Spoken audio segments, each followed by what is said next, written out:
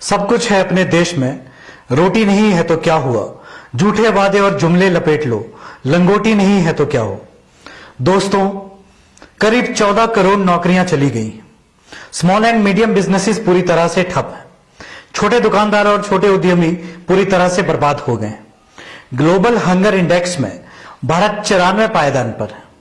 दुनिया के सिर्फ 13 ऐसे देश हैं जो हंगर इंडेक्स में भारत से पीछे हैं।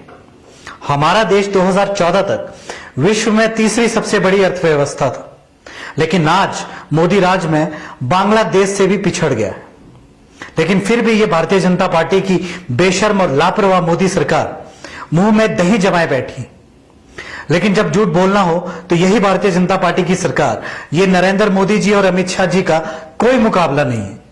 प्रधानमंत्री जी झूठ बोलते हैं कि कोई भारतीय सीमा में घुसा ही नहीं, और झूठ के शहंशाह अमित शाह जी देश की जनता से झूठ बोल रहे हैं कि हमसे कोई देश की जमीन नहीं छीन सकता। लेकिन हकीकत यह है कि चाइना ने भारत माता की 1200 वर्ग किलोमीटर की जमीन को हथिया लिया है। दोस्तों, कोरोना महामारी का समय हो या उसके बाद अनप्लान्ड लॉकडाउन से भाजपा सरकार द्वारा निर्मित आपदा हो, उन पर ना तो नरेंद्र मोदी जी ना ही अमित शाह जी कुछ बोलना चाहते हैं, और ना ही लॉकडाउन के दौरान भाजपा निर्मित आपदाओं के डाटा को सार्वजनिक करना चाहते हैं। मोदी जी, आप देश की जनता से डेटा छुपाकर खुद की विफलताओं को नहीं छुपा सकते। दोस्तों, राहुल गांधी जी ने फरवरी में कह दिया था कि कोरोना भारत की अर्थव्यवस्था को जबरदस्त नुकसान पहुंचाने वाला है।